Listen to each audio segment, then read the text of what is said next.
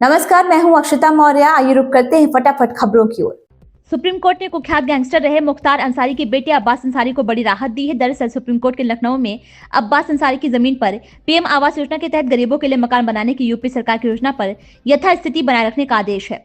अब्बास अंसारी की याचिका पर सुप्रीम कोर्ट ने यह आदेश दिया है। साथ ही इलाहाबाद उच्च न्यायालय को निर्देश दिया है कि वे अब्बास अंसारी की याचिका पर जल्द सुनवाई करें।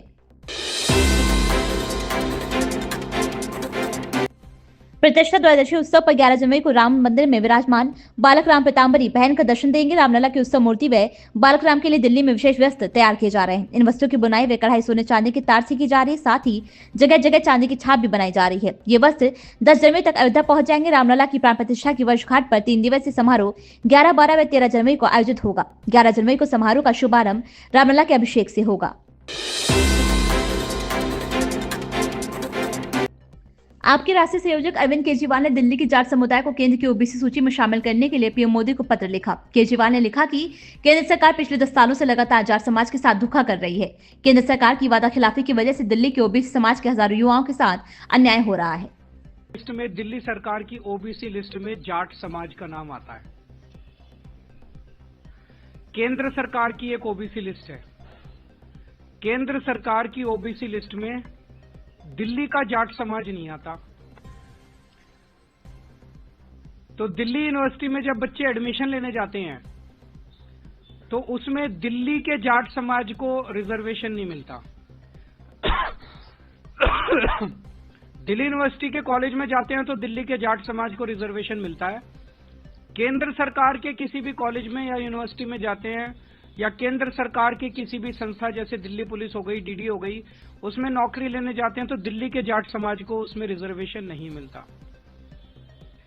बड़ी इंटरेस्टिंग बात यह है कि राजस्थान का जो जाट समाज है उनका नाम केंद्र की ओबीसी लिस्ट में है। तो दिल्ली यूनिवर्सिटी में जब एडमिशन लेने जाते हैं तो राजस्थान के जाट समाज को रिजर्वेशन मिलता है दिल्ली के कॉलेज में। दिल्ली के जाट समाज को दिल्ली के कॉलेज में रिजर्वेशन नहीं मिलता। ये तो हमारे पूरे दिल्ली के जाट समाज के भाइयों के साथ, बहनों के साथ बहुत बड़ा अन्याय है। और ये अन्याय ये जले पे नमक छिड़कने जैसा है कि 4 बार पिछले 10 साल में प्रधानमंत्री जी ने अपने घर बुला के और अमित शाह जी ने जाट समाज के नेताओं को आश्वासन दिया, भरोसा दिया, वचन दिया, गारंटी दी कि दिल्ली के जाट समाज को केंद्र की ओबीसी लिस्ट के अंदर डाला जाएगा।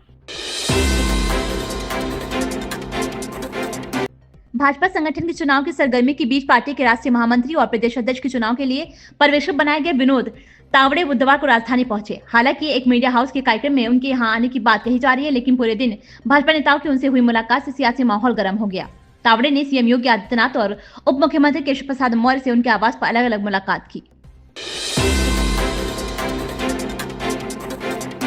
उत्तर प्रदेश के संभल में 1978 में हुए दंगे की फाइल फिर खोलने की खबरों पर पुलिस की प्रतिक्रिया सामने आई है। पुलिस अधीक्षक के विश्नोई ने कहा कि दंगों की दोबारा जांच नहीं, केवल शासन द्वारा मांगी गई जानकारी को एकत्र किया जा रहा है। एसपी ने बताया कि स्थानीय एमएलसी श्रीचंद्र शर्मा ने 17 दिसंबर को एक पत्र लिखकर 1978 में हुए दंगों का मुद्दा उठाया था। इसके बाद शासन ने इस संबंध में आख्या मांगी है।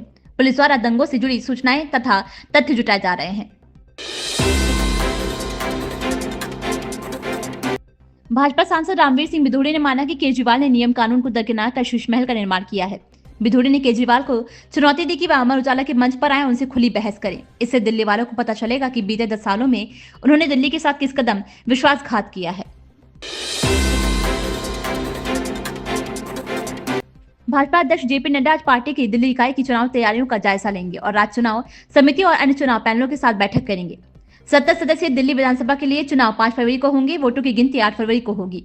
दिल्ली भाजपा के एक शीर्ष पदाधिकारी ने बताया कि भाजपा अध्यक्ष चुनाव प्रचार की दिशा और जमीनी स्तर की प्रतिक्रिया की समीक्षा के लिए चुनाव समिति और अन्य चुनाव पैनलों के साथ बैठक करेंगे। कांग्रेस विधायक आईसी बालाकृष्णन और 3 अन्य के खिलाफ मामला दर्ज किया गया है। उन पर वायनाड जिले के अपने ही पार्टी सदस्य एनएस विजयन को आत्महत्या के रुकसाने का आरोप है। जिले के वरिष्ठ पुलिस अधिकारी ने पुष्टि की कि विजयन और उनके बेटे की मौत के संबंध में एफआईआर में भारतीय न्याय संहिता के तहत आत्महत्या के रुकसाने की धारा जोड़ी गई है। शिवसेना यूबीटी ने बीड़ में सरपंच की हत्या के मामले में सीएम देवेंद्र फडणवीस पर तंज कसा है और कहा है कि सीएम इस मामले में किसी को न बख्शने की बात कर रहे हैं, लेकिन उन्हें पहले हत्या के फरार आरोपियों को पकड़ना चाहिए। शिवसेना यूबीटी नेता अंबर दास दानवे ने गुरुवार को देवेंद्र फडणवीस सरकार पर निशाना साधा, क्योंकि सरपंच की हत्या का एक आरोपी अभी भी फरार है। प्रधानमंत्री नरेंद्र मोदी गुरुवार को ओडिशा के भुवनेश्वर में 18वें प्रवासी भारतीय दिवस सम्मेलन के उद्घाटन कार्यक्रम में पहुंचे। ओडिशा के मुख्यमंत्री मोहन चरण मांझी भी इस अवसर पर मौजूद रहे। यहाँ पीएम मोदी ने सम्मेलन का उद्घाटन किया। 18वें प्रवासी भारतीय दिवस सम्मेलन के उद्घाटन कार्यक्रम को संबोधित करते हुए कहा कि ये जीवन त्योहारों का समय है। कुछ ही दिनों में प्रयागराज में महाकुंभ शुरू हो रहा है। मकर संक्रांति, बिहू, पोंगल, लोहड़ी जैसे त्योहार आने वाले, हर जगह आनंदमय वातावरण है। इन खबरों में बस इतना ही। बने रहिए हमारे साथ।